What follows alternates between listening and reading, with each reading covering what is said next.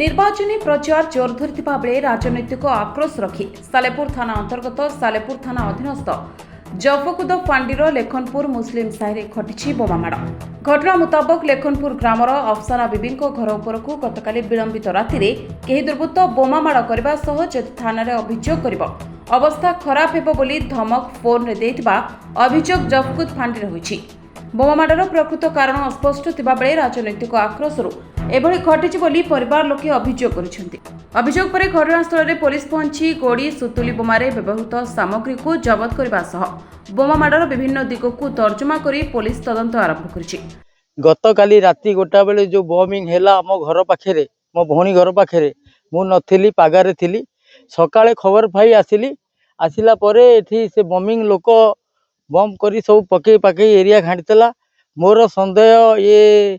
राजनीति इश्यू को लेकिन करूँ भावुची कहीं पर दिन राहुल प्रोग्राम रे आमर भेणे जाइए तांकरी घर पाखे बम पड़ी राजनीति इश्यू थाऊ किंबा आंको गोटा किसी ग्रज करी लोक विरोध रे आंको बमिंग लोक डकई कर बाहर लोक ये किए बमिंग कला राति गोटाए रे आमे सब उठिला बेले से पड़ेला